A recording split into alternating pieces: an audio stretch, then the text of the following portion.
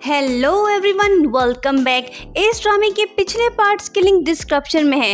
Video को like करें, channel को सब्सक्राइब करें बेल आइकन के साथ। तो चलिए आगे की कहानी पे नजर डालते हैं।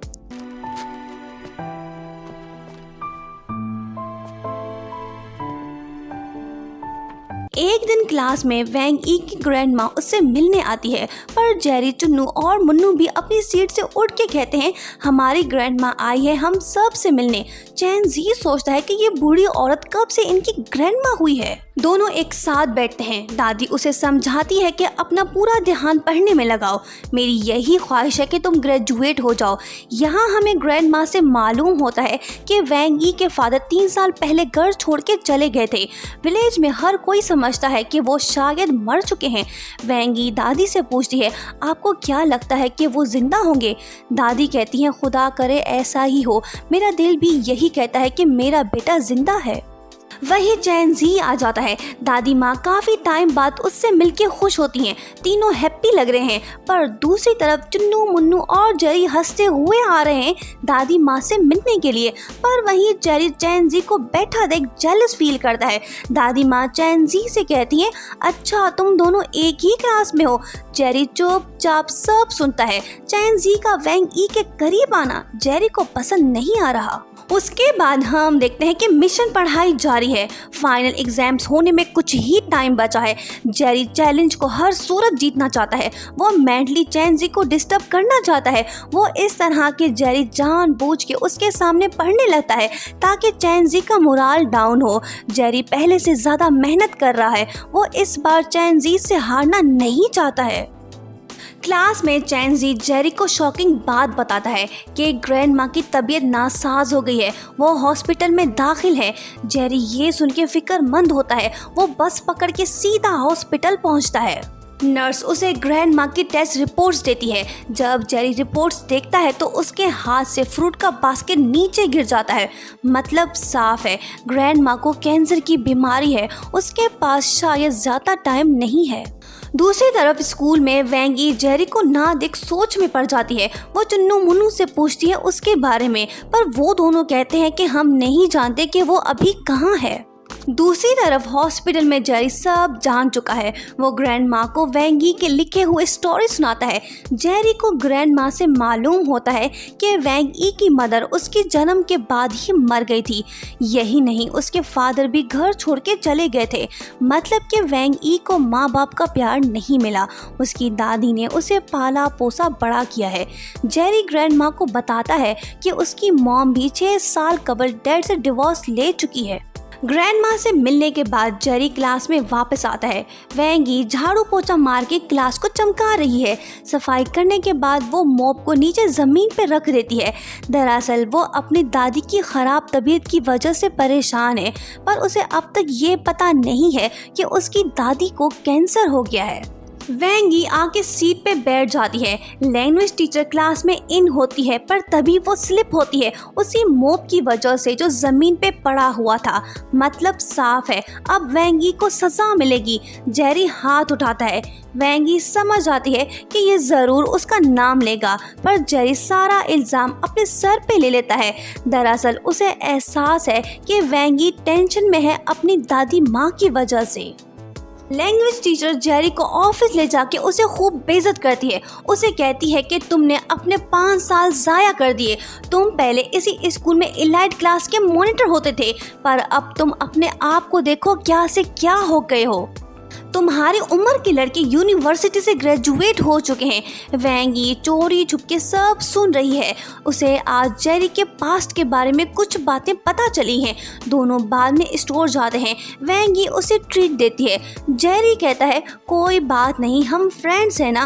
वैंग ई सोचती है कि मैं कब से इस खड़ूस की फ्रेंड बन गई हूँ।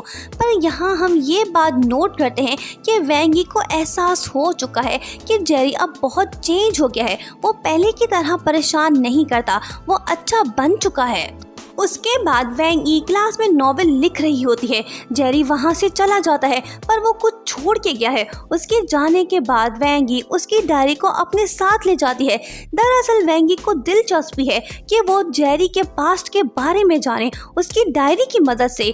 जब वेंगी डायरी के पेजेस को खोलती है तो उसके बाद कहानी फ्लैशबैक में चली जाती है। कुछ साल पहले जेरी इसी स्कूल में टॉप स्टूडेंट हुआ करता था। उसका एक बेस्ट फ्रेंड भी था जो एक लड़की थी, वो भी पोजीशन होल्डर थी। जेरी क्लास में टॉप इस वजह से आता था ताकि वो अपने लव ये जिनके साथ वाली सीट पे बैठे उसके साथ पढ़े। दोनों एक दूसरे को पसंद करने लगे थे, पर कहानी में ट्विस्ट तब आया था जब जेरी के फादर ने मजीद स्टडीज के लिए उसे अब्रॉड नहीं भेजा। जेरी और ये जिंग दोनों अब्रॉड जाके ग्रेजुएट होना चाहते थे।